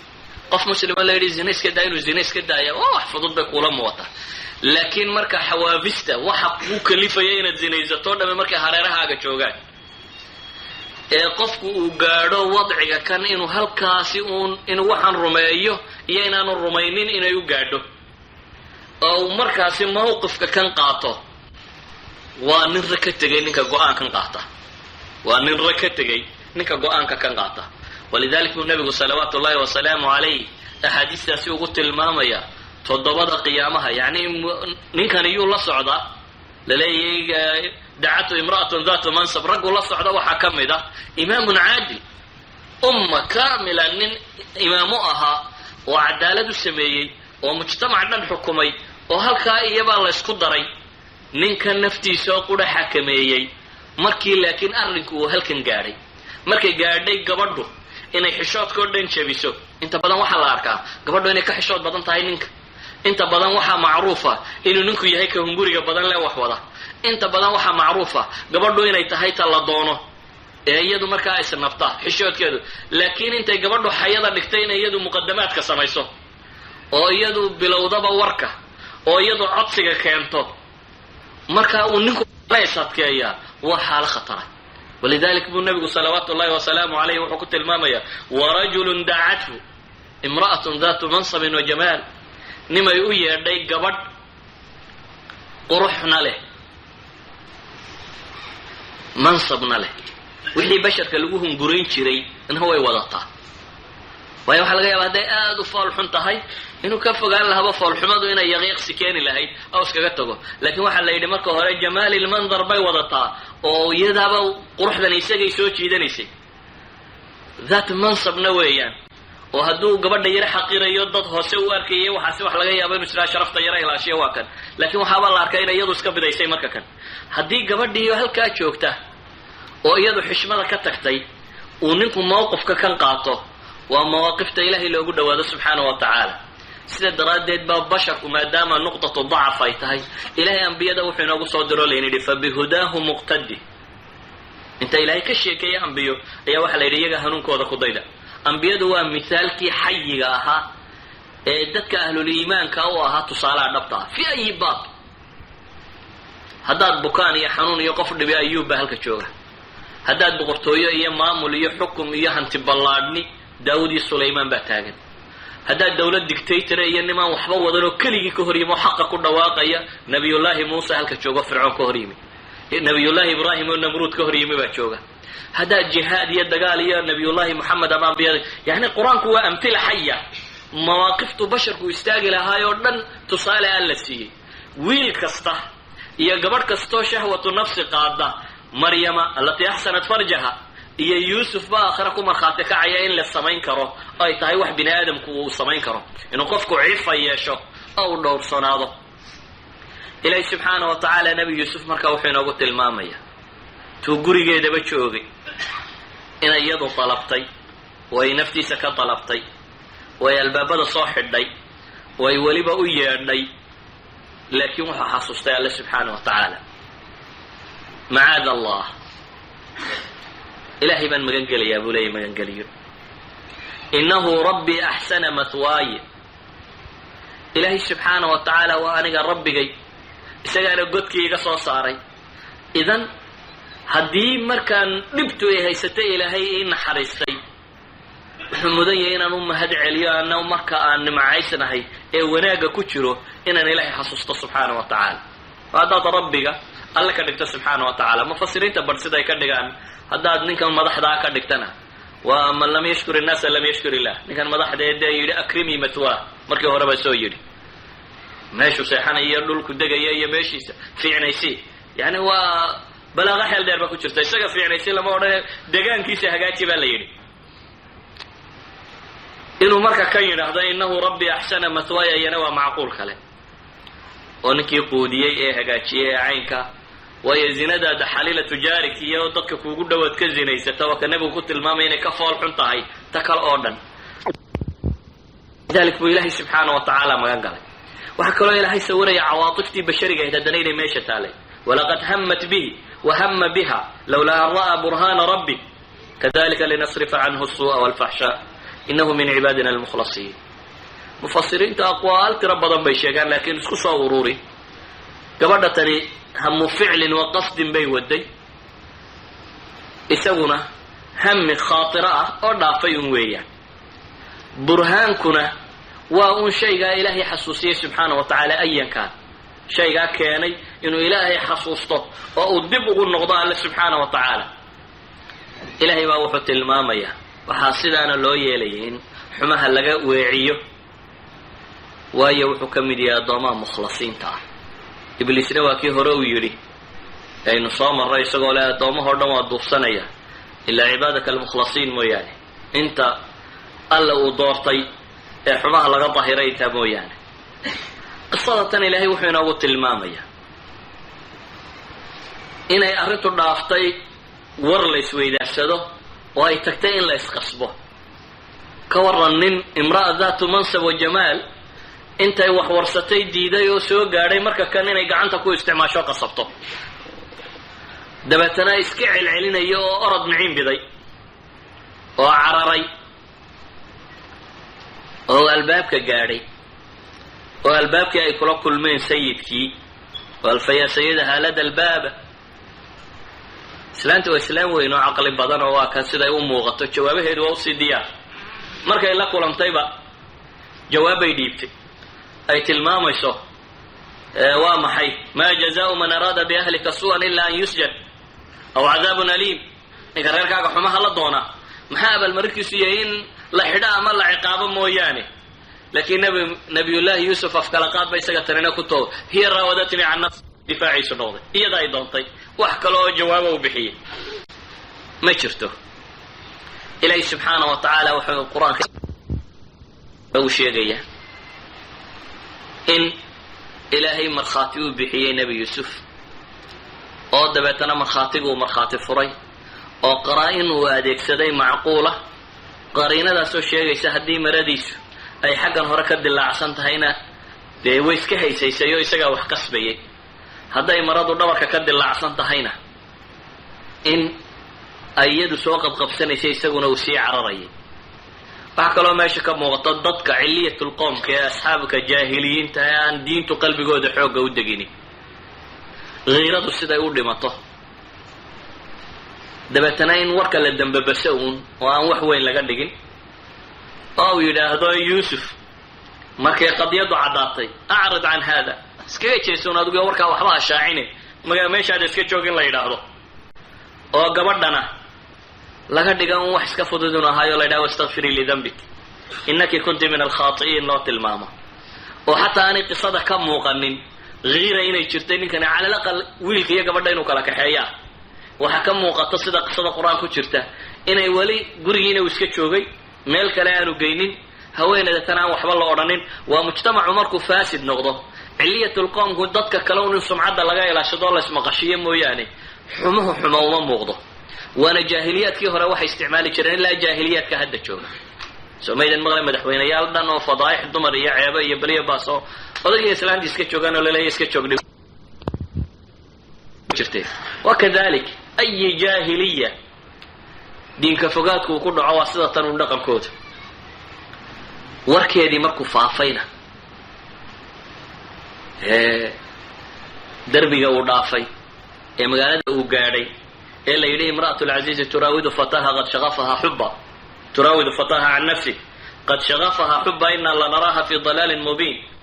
la yidhi imra'atu lcaziiz wiilkeedii yaraabay raadacaysay waxaa la yidhi shaqafulqalbi baabu ka galay yani waa xuubka yara wadnaha ku daboolan xuubkuu jeexay xataa yo yani qalbigeeda ayuu degay kalgacal iyo cishka waxay u qabtay waxaanu arkaynaa bay dhahdeen inay mid baadi ku sugan tahay markay ogaatay dacaayadii iyo warkii laga sheegay maxay isku difaaceen intay dumarka u yeedhay may doodin oo may odhan anigu waxaan ma qabo ama sida tani ma jirto ama caynkani ma jirto waxay samaysay uun bii'a jirtay oo kale ah maadaama iyanay mufsidiin kale ku og tahay bii'adii oo kale hadday hagaajiso u sallaxdo waxay og tahay inay nafsu shay iyana qaadanaysa waayo zinada may ceebaynayna turaawidu fataaha un bay yidhaahdeen ka'annamaa inay ciliyatulqoom ahayd oo inan yaroo addoon aanay hunguran iyo caynkan oo kale ayay u muuqataa walidalik baa ilaahay subxaana wa tacaala wuxuu tilmaamaya intay casuumadu samaysay oo raashin u dhiibtay oo midiya siisay inay yuusufna tidhi soo bax oo dabeetana jamaalkii yuusuf markay ka argagaxeen ay gacmaha iskoogooyeen iyana waxay ku dooday markaa fadalikunna aladii lumtunnanii bih waxay igu canaananayseen waa kaa dabeetana war cad baabay furtoo ah waxa aan ugu yeedhayana hadduu yeeli waayo anaa naftiisa ka doonay bay tidhi waanu iga adkaystay hadduu aqbali waayo waxaan ugu yeedhayana waa xabsigaa loo dirayaa bay leeyihi oo kuwa la duleeyey ayuu ka mid noqonayaa yuusuf weli fitnadii buu dhex yaallaa waxay taagan tahay haatan in kooxaha weyn isu wada raaceen waxay taagan tahay in markii hore waxay ahayd muraawada markii hore waxay ahayd talab markii hore waxay ahayd tashjiic hayta lak markii hore waxay ahayd jawigoo la fiicnaysiinayo qudha qallaqat alabwaab markii hore waxay ahayd inay waxoogaa gacanta ku daydo oo soo riixido wastabaqa albaab laakiin hadda arrinku halkaa wuu dhaafay waa tahdiidkaba dambaysa waa ama waad samaynaysaa waxa lagaa rabo ama xabsigaad gelaysa ama waad samaynaysaa waxa lagaa doonayo ama xabsiaad gelaysaa bay hadda joogtaa qofka mu'minka ah ee ilaahay ku xidhan subxaana wa tacaala waxaa jira silaax hub khatara oo gacanta qofka muslimkaa ku jira inuu isagu isticmaali garan waayo mooyaane waa hub laxdad kasta oo naftu isugu kaa timaada haddaad adeegsato la hubo inaad ku guulaysanayso waa hub ilaahay qur-aanka in badan inoogu tilmaamayo ambiyada tilmaamayo ambiyada waa ka ilaahay nebi walba intuu ka soo warramo dhibta haysatay isagoo ilaahay bari fastajabnaa lahu ilahay ku wada tilmaamayo waa hub runtii dadka mu'miniinta ahi waxgoyntiisa in badan oo ka mid ay ilowday oo aanay xasuusnaynba asbaabo kale iyo meelo kale bay u jeestaan marka dhibtu ku timaadaba nabiyullaahi yuusuf wuxuu bilaabay inuu hubkiisa adeegsado qaala rabbi sijnu axabu ilaya mima yadcuunanii ilayh wailaa tasrif canii kaydahun asbu ilayhin waakun min aljaahiliin ilaahay buu baryay qaala rabbi buu bilaabay qofka muslimka ahina hadduu ilaahay si dhaba gacmaha ugu taago ilaahay ma hoojiyo hadduu si dhaba ilaahay gacmaha ugu taago ilaahay ma hoojiyo qofka muslimkii wuxuu rumaysan yahay naftiisa iyo qalbigiisuba bayna isbacayni min asaabici araxmaan inuu ku jiro yuqallibuhaa kayfa yashaa siduu doonay inuu alla u rogrogayo subxaana wa tacaala wuxuu rumaysan yahay meel kastoo adagoo uu galo naftu inay kollayba daciif iska tay wa khuliqa alinsaanu daciifa waa daciif insaanku idan wuxuu ku xoog yahay markuu ilaahay ku tiirsado subxaanahu wa tacaala wuxuu arkayaa naftiisu inay khatar ku jirto maxay khatar ugu jirtaa shahwatu nafsiha bay khatar ugu jirtaa qofka mu'minka ah cadowga ilaahay ka fogeeya ee janno ka durkiya naaru kaxeeya waa isugu mid walow kaanat nafsuhu alatii bayna janabayhana ha ahaatee waa isugu mid isku sibuu ilaahay uga magan galaa cadowga khaarijiga ah ee gaal leh ee shaytaan leh iyo markay naftiisuba ay noqoto tuu ka cabsanayo wuxuu ilaahay ka baryayaa subxaana wa tacaala zinadu wax fudud maaha innaga waxa weeyaan acmaashii waaweynayd ee kabaa'irta uu nebigu ku tilmaamay almuubiqaat kuwa waxalaaga ayaa say maskaxdeenna ugu soo noqnoqonaysay agteenna loogu samaynayay suuraddeeda aynu arkaynay ayaa waxay nala tahayba koob shaaho la cabay wax weynba maaha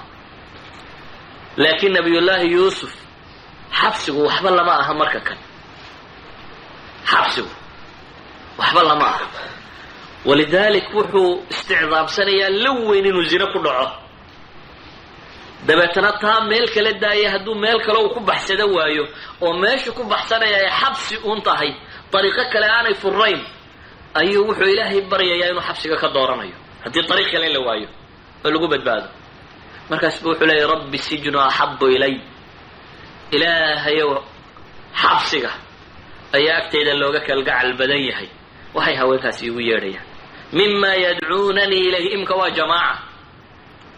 oo waayo haweenkii meesha fadhiyey ee loo keenay waa kuwii bilaabay ma hada bashara in hada ilaa malakun kariim, dabeetana safkii islaantaa la raacay. marka waa jamaaca dhan hadda soo dhaaftay islaantii qudhahay. saa daraaddeed buu wuxuu leeyahay ilaahayow waxa agtayda xabsigaa lagaga jecel yahay mima yadcuunanii ilayh. jamaacada tani waxay igu dhawaaqayaan ilaahayow haddaanad iga sarfin oo iga kaxayn buu leeyahy kuwan kaydkooda iyo dhagartoodana asbu ilayhin. kaydu nisaa markay tahay mas'alati shahwa nin kastoo caqli badan xagga kale u rogi karaa. taa masale khatara. walidaalika waxaa layna faray inaynu albaabadan awdno marka horeba. waxaa la yidhi qul lilmu'miniina yaguduu min absaarihim. mu'miniinta waxaad tidhahdaa ishiina dhowrsada. wuxuu nabigu tilmaamayay salawaatu ullahi wasalaamu calayhi iyaakum aljuluusi fi turuqaat, waddooyinka ha fadhiisanina. ma ka maaranaba markay yidhahdeenna waxa la yidhi xaqeeda siiya. xaqeeda maxaa ka mida markay yidhahdeenna waxa la yidhi qadu lbasar, isha ceshada. wuxuu nabigu tilmaamaya aragtida hore qura ayaad leedahay, laakiin ta labaad ma lihi. xadiidku cali nabigu uu tilmaamay. wuxuu nabigu salawaatu ullahi wasalaamu calayhi tilmaamaya wax allaaliya nafta waxaan meeshan geynayo dhan marka hore la awdo, oo ay ka mid tahay qaawanidu. oo ilaahay subxaana wa tacaala inooga digay ya bani aadama qad anzalna calaykum libaasan yuwaari sawaatikum warisha wa libaasu taqwa dalika khayr dalika min aayaati illahi lacallahum yatadakaruun. ilaahay subxaana wa tacaala qisatu aadam uu inoogaga soo digayey inuu isqaawisku mamnuuciyey. haweenku rususha ragga soo jeedisa inaana isticmaalin marka ay suuqa marayso. catarkan iyo sbuufiskan iyo waxa kani waa risaala ay soo eg, bale waxaa la diiday cod jajaban inay ku hadasho. ya nisaa nabiy, ilahay muxuu tilmaamaya haweenkii nabiga salawaatu ullahi wasalaamu calayh ayaa la dhahaa falaa takhdacna bilqowl fayatbaca alladii fii qalbihi marad. kuwa kale maxaad umalaynaysa? hadalka ha jajabinina baa la yidhi, yaan kuwa qalbigooda bukaa idinsoo hunguraynina. waxaa ilaahay subxaana wa tacaala diiday sawdka codka daa inuu noqdo hadal musiire. waxaa la diiday socodka iyo jagacjagacdiisu inay tahay wax soo jeedinaya. oo maxaa la tilmaamay? walaa yadribna, ilahay muxuu tilmaamay walaa yadribna biarjulihina. cagaha dhulka ha ku dhufdhufanina baa la yidhi liyuclama maa yukfina min zina, si aan loo ogaado waxa ay qarinayaan. jamjamta tani u fiirso, shayaaiinu linsi waa xarfaan. gabadh kasta kabaha laga iibiyaa gabadhu waa kacab dheer buu leeyahay, cidhib dheer. maxaa dumarka kaba isku siman loo siin waayo? waxaa loo siin waayo waa falsafatu tamaayul. waxaa la rabaa inay dheeldheelido. dheeldheeligeedaa wax badan tilmaamaya.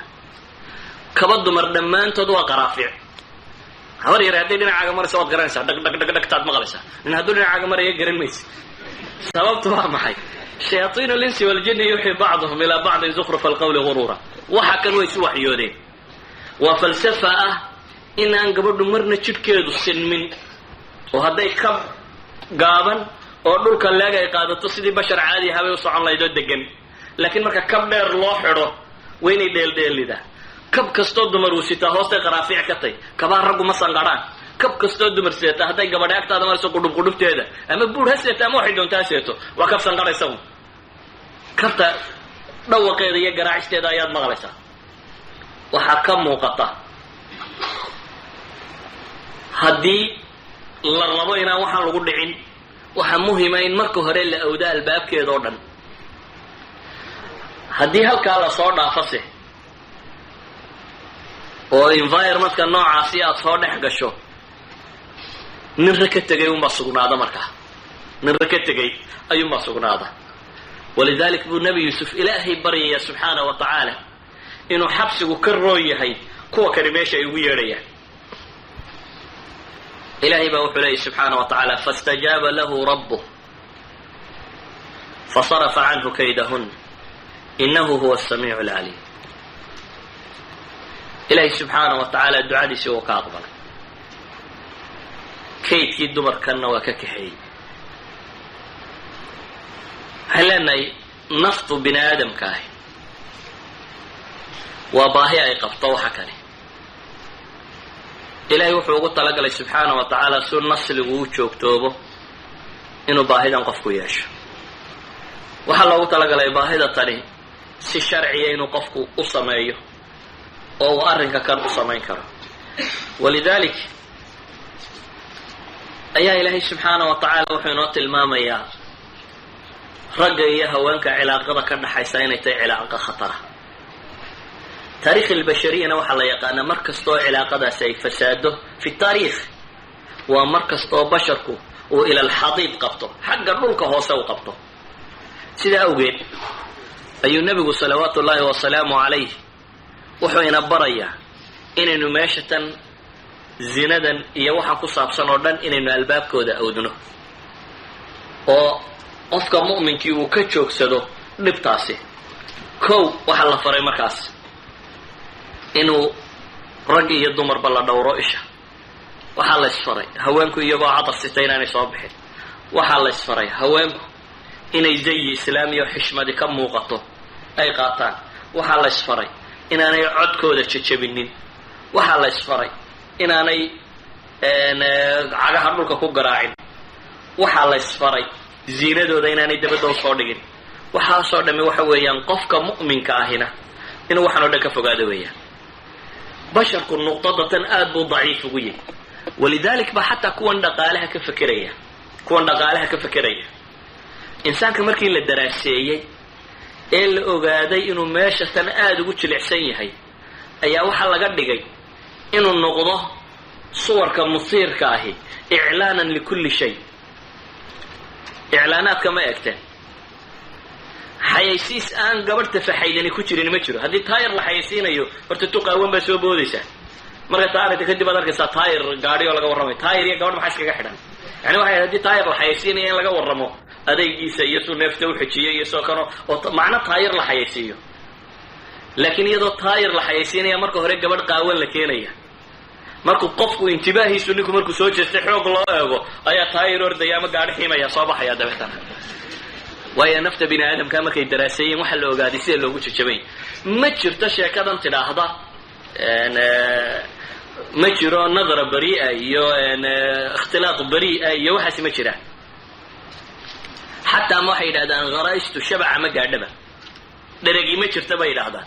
ee shuduud iyo inxiraafkuma kusii bata. waxay yidhahdeen zinadan iyo waxa kan kala celintan dadka la kala celinayaababa dhibta keentay. haddii la isku soo dayn lahaa wax waliba iska caadi bay noqon lahayn. waa la isku soo daayey. waxaa la yidhi weliba yaan cuqdad laga qaadin ha loo dhigo. ilmaha yari markuu iskuulka galo dugsiga hoosiyo meelahan ba yurub la isugu dhigaa. iyo waxay yidhahdaan ilmuhu siduu uurka u gala iyo siduu u dhashay iyo waxaasaa la baraya. laakiin waa sheeka ee zinadunba la rabaa in la baro. waayo waxay ka dhaadhiciyeen freud iyo falaasafadoodii inuu yahay caqliga bini aadamku xanuunna inay ku dhacaan gebigiisaba waalida keena haddii rag iyo dumarka la kala celiyo. hadihi hiya falsafa yani haabita oo culumtan ay inoogu sheegayaan psychology, cilmi nafsiga ay sheegayaan. alcilmi nafsi taxliili weliba waxay yidhaahdaan wuxuu ku salaysan yahay fikrad ka dambaysa inta badan ah xurriyad in laga dhigo sagaska ama jinsiga shay mushaaca. way ka dhigeen. waxay yidhahdeen in wuxuu markii laga dhigay usii baxay ila alinxiraafi washuduud. ilaa iyo uu noqday wixii la arkaba in la fuulo. dad iyo dabeer iyo xoolo iyo wax walba inay fuulaan. waa markii inxiraafkooda waxay ahayd dee haddii rag iyo dumarka la isku sii daayay waxaana inuu noqdo maxay wax caadiya. laakiin waxay leeyihin markii la isku sii daayay kasii darto waxay noqotay wax maxay tasawuraadka basharkaba ka baxsan. waxaan leenahay shahwatu nafs waa masale cilaaj u baahan. ilaahi subxaana wa tacaala cilaajkeedana wuxuu ku tilmaamay inuu yahay ixsaan, inuu yahay qofka muslimka inuu guursado, inaan hantidu celinin dadka guurkooda. waankixu layaama minkum saalixiina. ilahay wuxuu leeyahy u guuriya kuwii aan guur lahayn iyo dadka waa wanaagsan iyo addoomihiina iyo rag iyo dumarba addooma ah. in yakunu waxaa la tilmaamaya hadday fuqara yihiin ilahay baa yani cunsurulmaal yuu noqonin wax guurkays hortaaga baa la leeyahy. awalu shay markaa waxaan leenahay waxaan waxa fudaydiya ee koowaade qofka muslimkaa celiya waa guur. saa daraaddeed buu nabigu salawaatu ullahi wasalaamu calayhi wuxuu tilmaamaya ya macshar shabaab, war dhallinyarooy ninkii guursan kara guursa buu nabigu yidhi. man istataaca minkum albaa falyatazawaj. ninkii guursan kara ha guursada buu nabigu yidhi salawaatu ullahi wasalaamu calayh. xalka uu leeyahay ugu fiicani waa kaa qofka muslimka ahi inuu guursado. xalka labaad uu leeyahay waxa weeyaan cibaado iyo alla ku xidhnaan iyo qofku inaanu ilaahay marnaba ilaabin subxaana wa tacaala oo ay ugu horayso soon. waayo nebigu salawaatu ullahi wasalaamu caleyh dhallinyarada wuxuu ku yidhi ninkii guursan kari waaya facalayhi bisawm baa la yidhi isaga waxaa korkiisa saaran inuu soomo fa ina lahu kaa soonkaa wuxuu ku leeyahay baa la yidhi maxay dhufaannimo wujaa soonkaas baa ilaalinaye ha sooma baa la tilmaama. waxaanu leenahay cibaada uu ka mid yahay zuhdigu, uu ka mid yahay baan leenahay khushuunat lcaysh. hadday naftu aad aragtay inay qooqday gaajadu way qooq jabisaa nafta. in soon iyo cibaado habeenkiina la taago maalintiina la soomiyaa waxay noqonaysaa inuu hunguriga kan ilaabo oo u dhigo. laakiin haddii la dhergiyo oo markay u baahato la cunsiiyo oo marka aanay u baahanna dadka kale lagu daydo lasii cuno oo caloosha sii buux dhaafto oo hareerahana bii'ada faasidkaa lagu sii noolaado oo tv-ga markaad furto tii qaawanayd ka soo boodo oo albaabka markaad ka baxdo tii qaawanayd taagan tahay oo shaqada taad ugu tagtaa ay tu kaloo qaawan tahay oo waxa laga hadlayo dham uu noqdo waxa kan inaad dhowrsanaataa haddana waa masale aan fududayn. ninka horta halkaa ku dhowrsanaaday ha niyeysto waa kuwa uu nabigu leeyahay jannay helayaan, waa kuwa la leeyahay carshuraxmaan bay harsanayaan, waa kuwa la tilmaamayo in ducadooda ay mustajaabka tahay ee ilaahay subxaana wa tacaala kaga faydayo. waxaa kaloo ka mid ah shareecadu ku ilaalisay in xuduud badee loo dejiyey. xad zinadu leeyay, jaldi uu jiro, rajbi uu jiro, waxaasoo dham inay jiraan. ilaahayna qur-aanka subxaana wa tacaala wuxuu inoogu tilmaamaya wayuriidu aladiina yatabicuuna shahwaata an tamiiluu maylan cadiima. waxay doonayaan baa la leeyahy subxaana wa tacaala kuwa naftu waxay doonaysa iska raacay inay idin weeciyaan weecasho weyn baa la yidhi subxaana wa tacaala. ilaahayna muxuu doonayaa wayuriidu allahu an yukhafifa cankum wakhuliqa alinsaanu daciifa. ilahayna wuxuu doonaya inuu nolosha idiin fudaydiyo. insaankuna marka horeba isagoo daciifa la abuuray baa la leeyahy subxaana wa tacaala. waxaan leenahay masalada tan marka waa fitra bini aadam oo lama dafiri karo. nin inuu gabadh u baahan yahay waa xaqiiqo jirta, gabadh inay nin u baahan tahay waa xaqiiqo jirta. ceeb maaha, ilaahay baa ku abuuray subxaana wa tacaala labadaba. laakiin waxaa loogu talagalay si uu mujtamacu u dhisnaado in loo guto, inay noqoto shahwadu mas-uuliya la qaadayo oo ninka mas-uuliyad guur reer caruur ay dabagelayaan. inaanay noqonin shahwa caabira qofku meeshuu doonaa intuu ku saydho inuu ka baxo inaanay noqonin. walidalika waxaan leenahay mas'aladani waa masaa'ilka ugu khatar badan leh dadka galbeedka jooga ee inta badanna aan xalkeeda dadku isweydiinin, ee maalin walba ad aragta dhallinyarada yaryarayd oo sii daadanaysa. wuxuu qur-aanka loo soo dhigo meelaha masaajidka joogaba markuu dhowr iyo 10 jeer gaadho un la waayaba. inta yaryariina qur-aankunbaa loo dhigay masaajiddaa lagu hay. maalintay 17 meelaha gaadhaana midh dambe la arki maayo. waxa ugu roonay dadka lagu hayn karaa waxay ahayd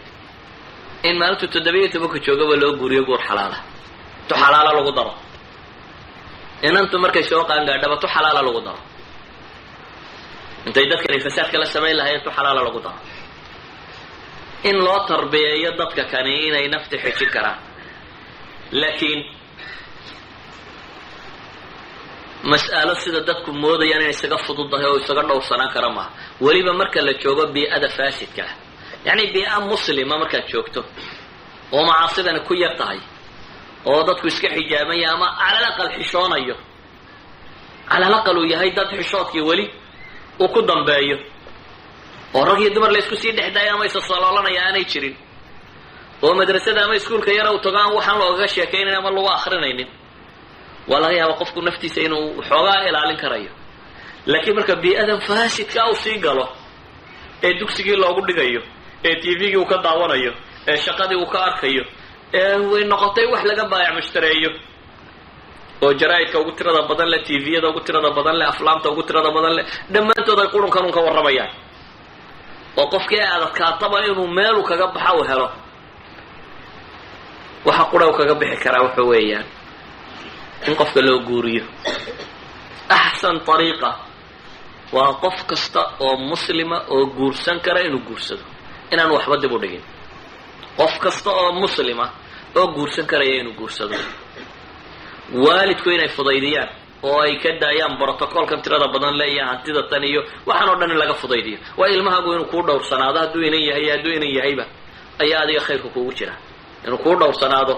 oo aanu kaa saaqidin ama aanu kaa lumin ayaa khayrku kugu jira sadaradeed in la fudaydiyo wax badan oo protocolaadka tirada badan laga daayo oo uu noqdo dadku ilaahay kelmadiisa inay isku banaystaan dabeetana ay xalaal soo ahaadaan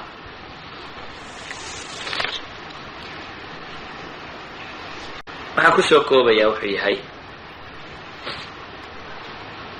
shayطaanku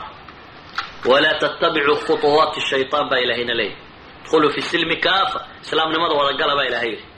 oo tallaabooyinka shayطaanka ha raacina shayطaanku yani marba tallaabuu ku qaadsiinaya maalinta hore haddaad sheekada dumarka kusoo dhiirato maalinta labaadna waxaad kusii yara dhiiramaysaa meel wada jooga maalinta saddexaad waxaa sii fududaanaya xishoodkii iyo wixii idiin dhexeeyey siday usii socotoba khuطuwaati shayطaan midiba mid bay kuu dhiibaysa meelay ku gebagaboobaysaa ma jirto ilaa iyo fasaadka mooyaane walidalik ba waxaa la yidhaha alwiqaayatu khayru min alcilaaj mushkilaadka in marka hore wiqaayada la isticmaalo dhowrsoonida in la isticmaalo ka hortaga in la isticmaalo ayaa waxay ka roon tahay in cilaajka la isticmaalo waxaan kusoo koobayaa marka ilahay wuxuuna leeyahy zuyina linnaasi xubu shahawaati min annisaa waalbaniin xubu shahawaat mar haddii la sheegay oo loogu horraysiiyey min annisaa waxa ay tilmaamaysaa meesha ay kaga jirto masalada tani waxaan leenahay haddii kaa la dhowro oo afkana la dhowro dee nebigu wuxuu ballan qaaday salawaatu ullahi wasalaamu calayh ciddii afkiisa iyo farjigiisa dhowrta ee muslima inuu isna janno u ballanqaadayo adman lahu ljanna buu nebigu yidhi labada haddaad ka adkaato janna waa jirtaa buu nebigu leeyay salawaatu ullahi wasalaamu calayh naftayda iyo tiinaba waxaa kula dardaarmay inaynu ilaahay ka cabsano subxaana wa tacaala dareennana qalqallooca nafta bini aadamka ay leedahay oo aynan daawo ku dayine ka hortaga inaynu ku dayno iyo albaabadaas oo dhan saynu xidhi lahayn مع تحيات تسجيلات التوفيق الإسلامية بأوسلو والسلام عليكم ورحمة الله وبركاته.